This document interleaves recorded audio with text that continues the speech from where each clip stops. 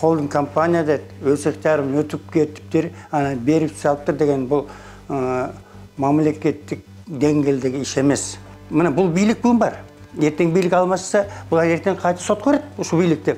Шаки деген бұл рейдерский жол менен көп нәрсені тартып алған. Атамбаевтың билігі келген уақытта бұл Абдыкеримов деген адамды адамға теңебей. Ушул кезге чейин теплица емес, жер емес, сатып алған ақшам қайрылып ала элекмин мен. Саламатсыздар, урматтуу достор, Беспредел медиа порталынын көрүүчүлөрү, кызматыңыздарда Кайрат Кенжебаев.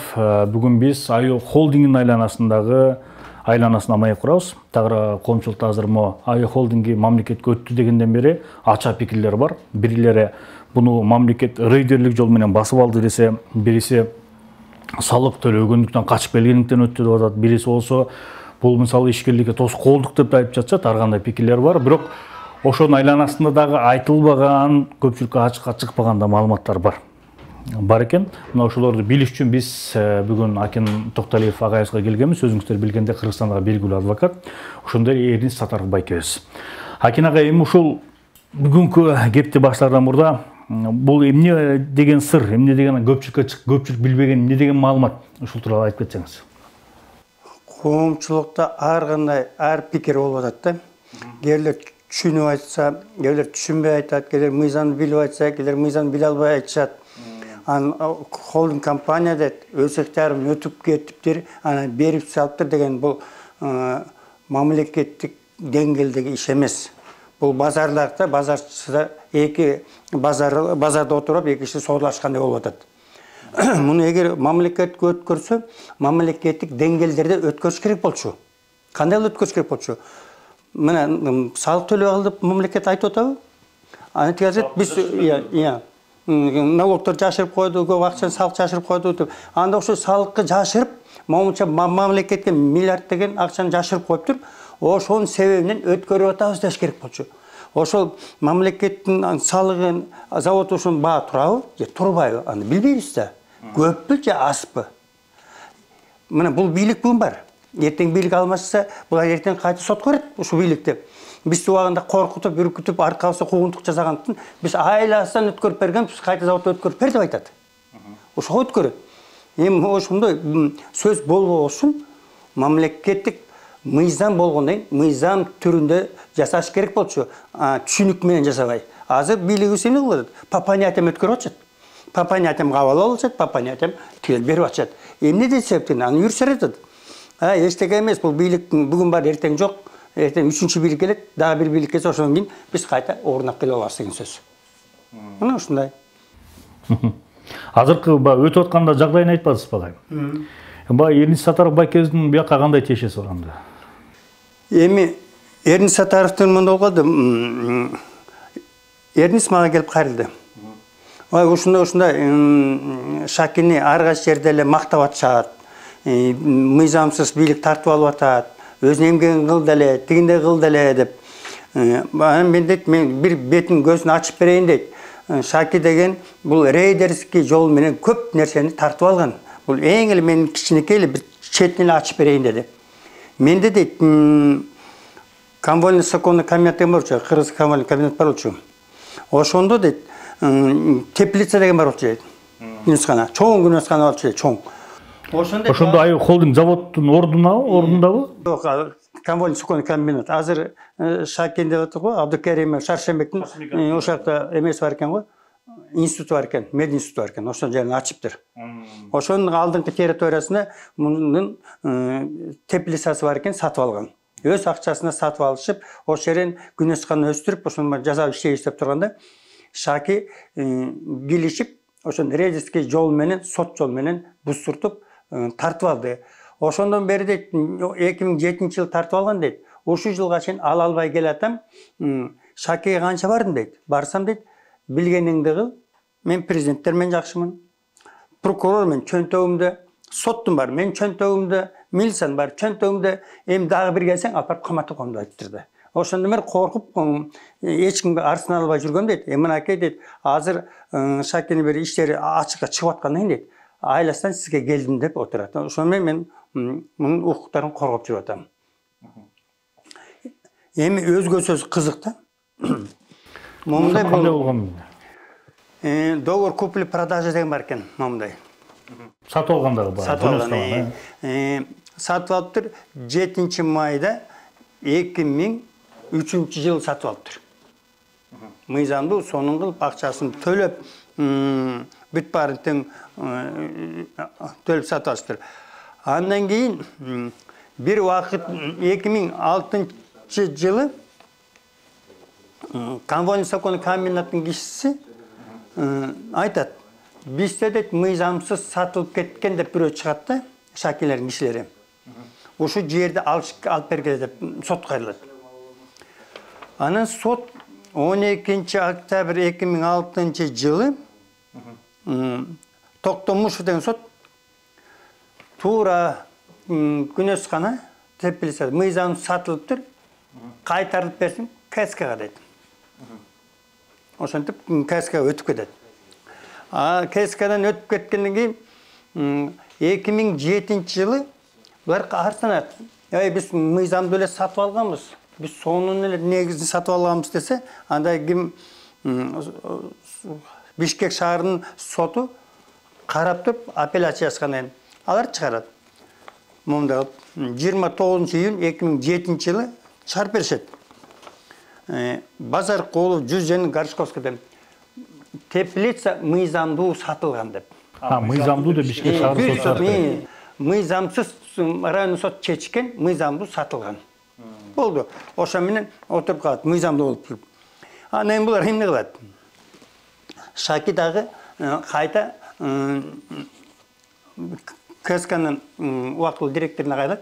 Мен сенин заводуңарды сатып алгандам, мага ушул жерди алып бербесең, мен албагам дейт. Эми сол биз утулуп калдык десе, анда сен жогорку сотко бергиле, мен жогорку сот менен сүйлөшүп берем дейт. Аны тактап коем. Мен убагында билбей калыптырмын. Жоксо шаардын сотуна басып салмакмын дейт. Бул канча соттук жер болгон ага?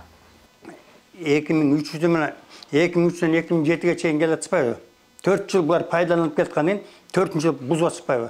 Чоң күнөскана теплица болгон бул жер. Жер аянты канча болгон? Жер аянты 30 сотукка жакын, 16 сотук. 16 сотук. Анын временный пользование жанында жер болгон, ошону менен 30 сотукка жакын жер болгон чоң. Бул теплица иштеп турган, жумуш берип аткан теплица болгон. Пайда көрөт кызым. Ал жерде иштеп турган теплица болгон. Ал жерде теплицанын өзүнүн эле темир тесеги где-то бир жаңылышпасам бир 30 тоннага жакын темир болгон ал жер.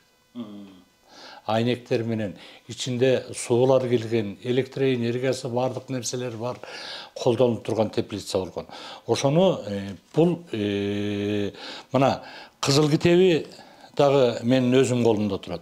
Кызыл китеби сатып алуу, Кызыл китеби договору дагы өзүм колумда. Тек паспорту да мына мындай болуп өзүмдүн колумда турат. Жалпы айтканда тиешелүү бардык документ, городской кеңештин постановлениялары дагы эмелери турат. Муну ушу менен булар 2006 жылы биринчи сотту жеңип алганда мага эч кандай оповещение бербей туруп оповещение берилди, келбей калды деген жалган маалымат менен булар өздөрүнө чечип алган. Межрайондук сотто. Андан кийин шаардык сотко кайрылып, шаардык сотто жер туура эле сатылган, мыйзамдуу түрүндө алынган деп кайра жерди менин эмеме пайдама чечип беришкен эле. Ошондон улам 2008 жылга чейин соттошуп келебиз дагы. Анан 2010 жылы бийлик алмашып калат. Бийлик алмашып калганда бул жерде ого өтерден Кудай берип таштайт бул кишилерге. Курманбек Бакиевдин бийлиги келет 2010. Жок, Курманбек Бакиевдин бийлиги кетип, Атамбаевдин бийлиги келет. Атамбаевдин бийлиги болот. Атамбаевдин бийлиги келет да.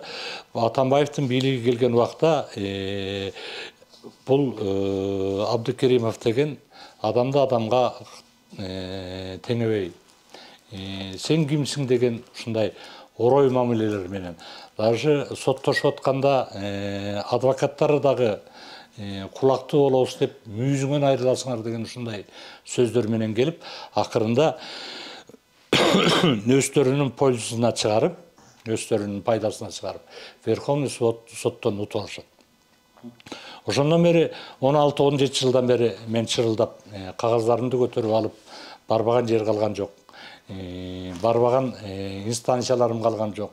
Сотторум кайсыл гана адвокаттарга барган жок. Мына акырында Байкебиз Акин Токталиев Байкебизге келип, ушул чындыкты бир алып чыгып берип коюңуз деген сураныш менен ушуну кайра өтүнүп жаңы баштап атабыз. Эми мен ойлойм, бийликке келген адамдар, мен өзүм эми баягы орустар айтат го политик болбосун да мен карапайым эле адаммын жөн эле.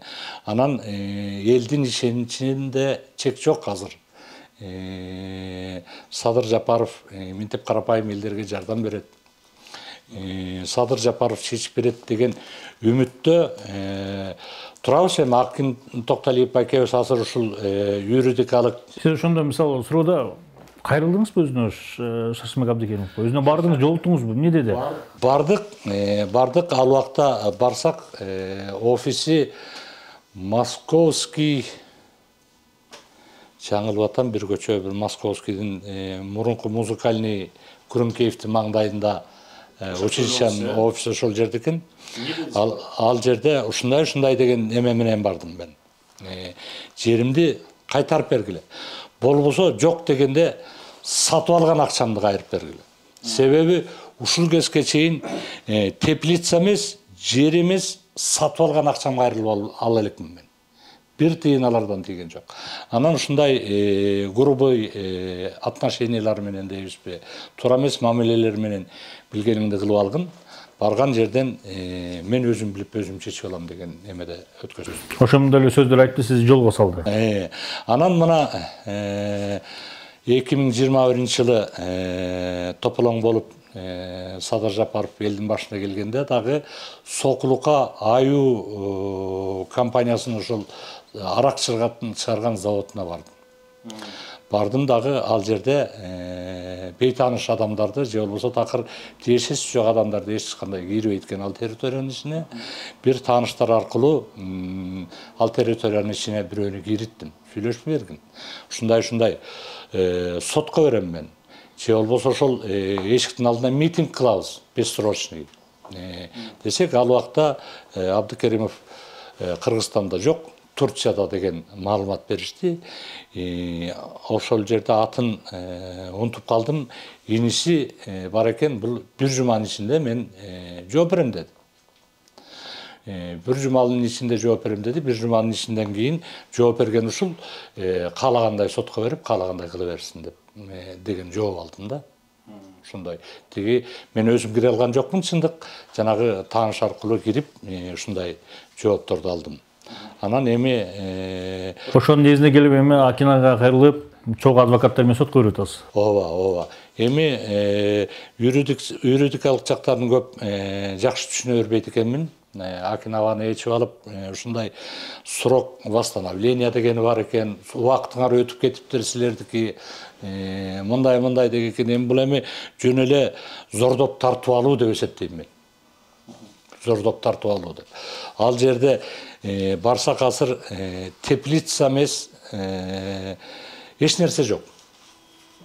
Баа темирлерин бузуп алышкан, сууларын бузуп алышкан, айнектерин чыгарып кетишкен. Ал жерге ордуна бирдеме салынып туруп, эмне болуп тур? Ал жерге чоң зданияларды оңдоп салып, астын автостоянка кылып, аябагандай чоң эмелерди салып коюшуптур, оңдоп коюшуптур. Ал баягы теплицанын орду жок. Анан документ жасатып алышкан мында ошону. Документ жасатып алгандан мурун Госрегистрдагы Госрегистрге ушундай документ алып барыптыр. Бул Эрнис Сатаров деген өз ыктыяры менен мага өткөзүп берди деген кагазды алып барып, булар менин колумду подделка кылып коюп алышып, Мен ушунча жылдардан бери 15, 16, 17 жылдан бери соттошуп келатып, мен жөн эле ала кой деп бербейм да мен ал теплицаны. Ошол подделка кол менен жасап алып, акырында эми ошону көрсөтүп атышат. Аны катып жүрүшкөн экен. Подделкаларын. Ал подделка кылган нотариусту издеп адрестери менен Ленин районунда катталган нотариус экен. 5-6 жылдан бери ал нотариус иштебей калыптыр. Качып жок ал нотариус дагы. Ушундай бир туура эмес жолдорго барып алышкан да. Мыйзамсыз жолдорго. Бул жак боюнча кандай дейсиз? Мындай да шаардын соту чечим чыгарды да туура сатылган, туура берилген, баары тең мыйзамдуу деп, мыйзам жол менен деп. Андан тиги тарап каралат. Шакенин кишери. Ой, райондун сотунун чечим күчүнө калтырып бергиле. Туура сатылган, мыйзам сатылган дегенде мындай деп. Анан эмне кылат? Шаардын эменин соту. Жогорку сот. Постановление чыгарат, Верховный сот. Мом чыгарат. Мы доверенность, сатып алган доверенности, сатып алган доверенности. Бул госрегистрден өтпөптүр. Ошондуктан сатып алган эмеси туура келбейт, бизге мыйзамга туура келбейт, ошондон жокко чыгарсын деп коюптур. Эмне себептен жокко чыгарсын? Бул госрегистрден өткөн эмес деп. Болгон эле. Анан биз көрсөтүп атабыз, госрегистрден өткөн турбайбы? Мына турат го дедик. Анан ошон турат деп, анан мен ушун кагасын көтөрүп алып, мен баш прокурорго кайрылдым. Кылмыш иш козгогула, Верховный сот үчүн. Сыдыкова, ОАС деген Альфиева, судьялар коллегиясынан козгогула. Соттун коллегиясына козгогула. Булар бурмалап Шакенин кызыкчылыгы үчүн чечишкен. Ошон иш козголсом, баш прокурор эмне дейт? Мөөнөт өтүп кетти, козголбайбыз, 16 жыл, 15 жыл өтүп кеттир, кантип козгойсуз? Эми козгосоңор, анда айткыла, далилдеп бергиле, туура мыйзамсыз болуптур деп биз жаңы жагдай менен берели. Деп атабыз. Алар кылбайт. МВДга бердим, кылбайт. Бул өзү айткандай, Шаки каа жерде болбосун, бар жерде ишин барын басып жүрдү. Андан мен административдик сотко кайрылдык. Болуптур, теплица келсе келбесин. Анан кандайча теплицага өтүп кеттир. Мына теплица сатылып атат да. Теплицада жер берилген, мээре жер берип берген, 16 соток жер берген. Иштегил деп. Теплица берген. Жер кантип өтүп кеттик дедик. Жердин баарын өткөзүп коюп турсам, алар айтат, бияка жазып атат. Жерди дейт. Биз дейт, бул соттун чечиминин негизинде өткөргөнбүз дейт. Соттун чечиминин негизинде теплица эле бар дейт. Жер өтсүн деп айткан эмес. Бул киши теплицаны гана сатып алган. Эрдес. Бул жер сатып алган эмес. Жерди мээре берген, өкмөт берген. Ошону иштет, элди бактып. Жери менен кошо өтүп кетип атпайбы? Анан госрегистр кайрылып атам. Силер госрегистр бул кандайча чечимде турса, теплица турса, агандайча жерин кошо өткөзүп салыңар дедим. Эми теплица эми госрегистрдин үстүн иш козголду деп да бердим. Прокуратурага? Прокуратурага, МВДга бердим. Фальсификация жасап, ушундай бузушкансам, аякта козгобойт. Эмне үчүн козгойт? Караса, Шаки өтө чын айтканда, өтө күчтүү иш экен, кыйын иш экен. Акаев менен иштешиптир, Бакиев менен иштешиптир.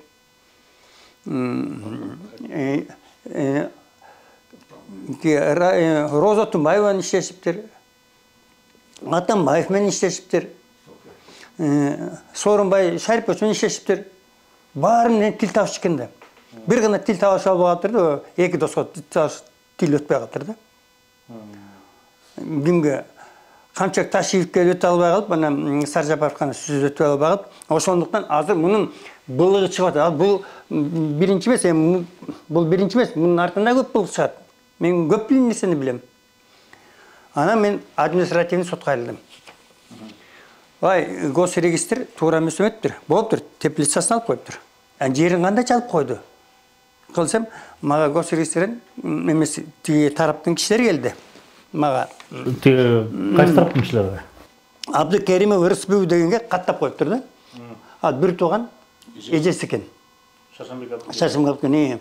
Ал эме ошо киши каттап коюптур, караган кишиге каттап коюптур. Ошо сатып алды кылып коюптур да баарын тең. Мыйзамдуу болуш үчүн үчүнчү сатып алчу киши добровольный покупатель деп коет экен. Ага чейин эки кишиге сатты кылып туруп, анан бир тууган эжесине үчүнчү киши. Эркебаев Токтосун да сатыптыр биринчи. Тегерген. Ал биртке пай, анын биртке туруп эле убактысы 1 жыл, 1-2 жыл өткөрүптүр эле. Анан Төрөгүл Дүйшөбеков саттыр, өзүнө туугандарына. Анан Төрөгүлдүктен анан Абдыкеримге өткөрүп берип атат. Анан мен немеге соттон баштаганда сотко айтып атат. Ой, мөөнөт өтүп кетти, убакыт өтүп кетти. Анан карабагыла, тигинтпегиле, минтпегиле деп. Мен айттым, эмне мөөнөт өтүп кетти эле баса каласыңарбы дедим. Бийлик колуңарда турган кезде эле каракчылык кыласыңарбы дедим. Ай, муну эмгегин бербейсиңерби дедим. Жок дегенсем, мага келип айтышат. Байке дейт. Давай сиз мындай кылалы дейт, сүйлөшөлү дейт. Абдыкеримовдун эмеси чыга электи, Шашымбектин жана былыгы чыга электи. Биз сизге $20,000 берели дейт. Ошого ыраазы болсоңуздар, тиги тарапка айтыңыз, колунан келбей калды эле кетип калыңыз деди. Сизге чейин көп кишилер кеткен дейт. Колунан келбей калды деп. Сизге колунан келбей калды, 20,000 жаманбы сизге акча дейт. Жөн биз берип атабыз го дейт. Мына колуңузга берип атабыз го дейт.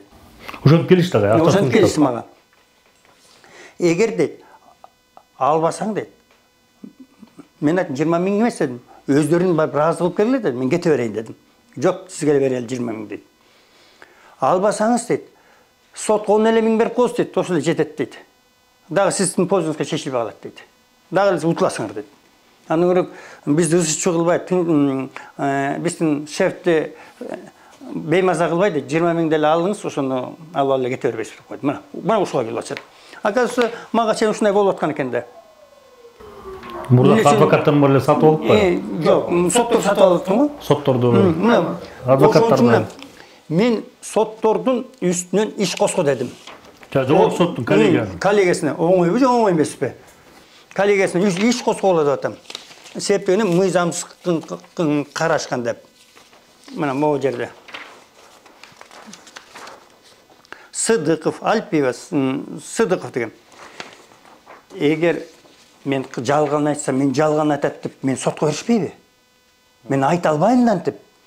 Жогорку соттун үстүнө иш козголо деп. Эртең бул жалган маалымат болуп чыгып калса, эртең менин үстүнө иш козголуп коет да. Туурабы? Жөн эле козгоет да. Ошентип мына баш прокурорго да киргем. Иш козголуп ушуну болуп калсам, анан кийинкилерине табыштаса айтат, убакыт өтүп кеттир, эмне кылабыз деп колдорун жайып. Убакыт өтүп кетсе, мөөнөт өткөн менен иш кыскарды деп чыгарып бергиле деп атам. Анда чыгарбай атат. Эчтеке кылбайт ошондо прокуратура. Эми андан чыкарып, госрегистрдин кызматкерлеринин үстүнө козголо дедим. Анда козгобойт. Соттун чечими турат, теплицаны эле алсын деп.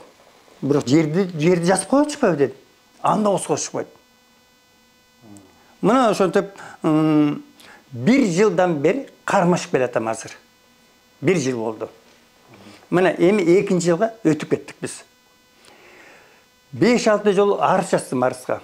5-6 жолу сот карабайт депти. Айласынан сот акырына кабыл алды. Эми кабыл алгандан кийин мөөнөтү өтүп кеткен деп, ошо мөөнөт менен азыр соттошуп жүрөбүз. Эми 26-сында сот болот жакында. Райондук сот мөөнөттүн ордуна калыбына келтирип берди. Айласынан кетип, Горсуд аныкын бекитип берди. Эми жогорку эле сот калды. Эми жогорку сот эми Шаки сатып албайт деп ойлойм го, сатып албайт, өзү качып жүрсө эми. Эгер мургуда камалбай турса, аякта дагы колго алып коет беле, эмне кылат эле, билбейм. Бирок азыр соттор биз тарапка чечип атат. Ошо эмне кылат эми соттошпой эле калды ошондо. Кандай азыр мындан кийинки аракетиңиз кандай? Азыр мындан кийинки аракет Верховный сотко баргандан кийин бизге азыр калын райондук соттукун, шаардын сотунун мөөнөтүнүн калыбына келтирип берди да. Ошону бекитип берип койсо, эми кайта сот жаңадан башталат. Жер талаш башталат биздин жерде. Анан Және мен айтқандай, теплица сала албасақ дағы, жерді салып қалалды. Вот ушуну сотто атабыздар. Сиздин максат ошондой деңиз. Менин максатым да ошол максатта. Эми теплица аябай жакшы турган, ошол убакта состояниясы жакшы, иш берип турган жакшы теплица эле. Эми аларга анчалык кичинекей масштабтагы теплицалардын кереги жок экен да. Андай чоң адамдарга кичинекей масштабтагы бир аз 10 сотук, 15 соттуктагы теплицалар кереги жок экен. Ошондон улам теплицаны бузуп, эски темирлердин баарын сатып үйгендир. Суу пууларында жок, башка нерсе орду менен жок. Кыскасы жер менен жер түстөп койду. Эми мен ойлоп турам, ушу теплицаны дагы акинага сотко бериш керек го. Себеп деген ал жерде биз сиз айткандай жер эмес, биз теплицаны сатып алганбыз да. Ошону иштетебиз, ошону эме кылабыз деп. Анан ушул сатып алганда мен бир фирмага кирип, ошол осого кирип алып сатып алдым эле. Ошол фирмам ошол күндөн ушул күнгө чейин нулевой отчет менен келет. Иш жүрбөйт. Эч кандай эме төлөнбөйт. Бир гана ай сайын гана эч кандай жумуш болгон жок. Бул сотто болуп атат деген гана нулевой отчет менен келет да. Мен кимге кайрылдым? Госрегистрдин Бишкектин филиалына кайрылдым. Республикасына кайрылдым. Айтмай, момундай китеп бизде турат дедим. Кандайча экинчи китеп жазып бердиңер дедим. Жокко чыгыш керек го. Жокко чыгарбай туруп, андан кийин момундай бизде тех паспорт турат го дедим. Биринчи биздин могу китебибизди жокко чыгарбайсыңарбы дедим. Андан кийин бул тех паспорту жокко чыгарбайсың, өзүңөр берген. Андан кийин дедим, өзүңөр жазып бердиңер, момундай күбөлүк бергенсиңер. Удостоверение. Жер бизге таандык деп. Андан тышкары момундай жокко чыгарбайсыңарбы дедим. Анан кийин мэриянын токтому турат дедим. Бизге бир ушулар жокко чыгарып туруп, анан тиге кызык китеп жазып бербейсиңер дедим. Эмне десеңиз? Анда айтат, бизде соттун чечими дейт. Болуптур, соттун чечими бар экен. Соттун чечиминде каягында жазылып турат дедим. Что силерге жер менен кошо өтсүн деп. Аякта теплицада турбайбы дедим. Анан бирин жашып, анан министрге чейин чыктык. Министр дагы ошондо айтат. Бул дейт, Абдукеримов дейт, момундай, мына, момун жазып берип атат да. Сатаров Эрнес Абдукеримович дейт. 13 май 2008 добровольно отказы кылды дейт. Ой, 13 майда отказ кылыптыр да, а 15 майда китеп берип атат. Ушундай болобу? Котуңуз, 5 күндө отказ кылгандан кийин 5 күндөн муну берип атабыз. Мен көрсөтөйүнчү сизге азыр. Мына 15 майда китеп бекип атат. Бул 10 майда отказ кылып атыптыр да. Эми болуптур, жерди отказ кылсын. Мейли, мыйзамда отказ кылсын. Бирок жер мэрияга өтүш керек да. Ээси мэрия. Ээси мэрия да. Мэрия ээси Шаке эмес да. Андан кийин мына анакысы мына тех паспортун карайлы, мындай. Мына 16 майда тех паспорт берип атат. Бул 10 майда отказ кылып атат. 13 майда. 13 майда, 3 күнөн. 3 күндөн анан техникалык паспорт берип, техник берип, отказ кылганын жазып берип атат. Сурасаңыз эмне дейт муну? Мына отказ кылып биз жазып. Андан кийин эмне дейт? Дагы. Эмне үчүн өттүсүң дейт? 13 января 2000 был прекращен собственность Вася вступив в силу решение межрайонного суда 12 октябрь дейт. 12 октябрьда көтөрүп көрсөттүм го. Тиги эме соттун чечимин. Аякта эме деп турат да, тиги жерилип теплица өтсүн деп турат. Жер өтсүн деген жок да. Мына өзүңүзгө көрсөтөйүнчү мына. Мына признать договор купли-продажи нежилого помещения дейт. От 7 мая 2000 заключен между ОСКСК и Васей недействительно. Стороны привести первоначальное положение, возвратить все положенное имущество по сделке. эмени теплицаны артып өтөп бергиле дейт. Биякта акчасын кайта бергиле дейт. Акчасына берген жок. Биякта теплицадагы берген жок. Анан экинчи эти бияк кана жер өтсүн деген. Мерен жер өтүп кетсин деген. Сот жок да. Мындай чоң каталарды анан жогорку соттун жанагы соттун чечими айтат. Бул договор дейт, госрегистрден өтпөгөндүктөн дейт. Биз жокко чыгарып салдык дейт. Мамлекет турат. Мындай ушунун баарынан көрсөтүп, мынакей коррупция деп көрсөтүп атсак, бийлик көрбөй атат. Канча жол мен прокурорго жазып атам, өкмөткө жазып атам, президентке жазып атам. Мына коррупция бизде мынтип атпайбы? Ар бир жаңы келген президент айтат, биз реформа жасап атабыз дейт. Мына азыркы президент келди, реформасы кандай болду? Бир сот бир орунга которуп койду. Реформа деген эмне деген сөз? Реформа деген сот иштеп аткан сот 10 жыл, 15 жылкы муну иштеген ишин көтөрүш керек болчу. Кандай иштеди? Туура иштеди. Туура мыйзамды кабыл алды, жак кабыл албады. Бул ошо реформа ушу. Туура эмес кабыл алса, ошонун баарын жоопко тартыш керек болчу. Мисалы, Талант Мамытов, Ташиев, Садыр Жапаров, Кубанкадыров көп кишилер камалган саясатчылар. Реформа жасагандан айтыш керек эле да. Силер туура эмес, мыйзамсыз биз камалганбыз, мына акталдык деп, ошо соттолуш керек болчу. Прокурор соттолуш керек болчу. Тергөөч соттолуш керек болчу. Мына реформа. Анбар реформа жасабай туруп, андай булар эмне үчүн барып атат? Кайсы бийлик келсе, ошол бийликтин биз марионетка болуп беребиз, бийликтин айтканын жасай беребиз деп, анан кылганбыз деп. Значит, бийликке чагып атат да, ушундай марионетка менен соттор. Эгер бир экөөнү соттоп койгондо эле, момундай бардак бизде болмогон эмес, 10-15 жылдап элдер соттошмогон эмес эч ким. Бийликте эч ким каргап шилеп тилдемек эмес. Президент канча жакшы иштесе дагы, бир эле кишинин укугу бузулса, президент жаман болот. Ошондуктан президент жакшы болсун, бир кишинин укугу бузулбаш керек. Элдерге. Мына ошону айтып, ошол укук менен мен коргоп, коруп жүрөм. Баары менен ушуп, талашып, тартышып. Жана мага берип аткан 20 миңди албай. Алып алсам 20 миңди алып алмакмын. Бул билбей да калмак. Өзү айтпадым, мыйзамды, закон билбейм деп. Мен мага айттым, 15 жыл өтүп кетти, 20 жыл өтүп кетти эме. Ушундай болуп калды. Билбейт экен, мынакей документ деп чап коюп кетип калмакмын да, акчаны салып алып. Мен ага барган жокмун. Мен Кудайдан корком. Мен эмне үчүн жасап атам? Кийинкилерге сабак болсун, сотторго сабак болсун, соттор соттогулу деп президентке кайта кайтырсам, президент соттобойт эч кимди. Ордун алмасын. Ташиевди соттобойт эч кимди. Булар качан гана жоопко тартып атат. Качан өздөрүнүн жакындарын же бир өңкөнү туура келип калса эле, ошону эле, сен туура эмес кылып эле жумуштан алып коюп атат. Болду. Башка эч жок. Ошондой, ошентип кармашып атабыз. Эл үчүн ошентип иштеп атам. 20 жылдан бери элдин укугун талашып келатам.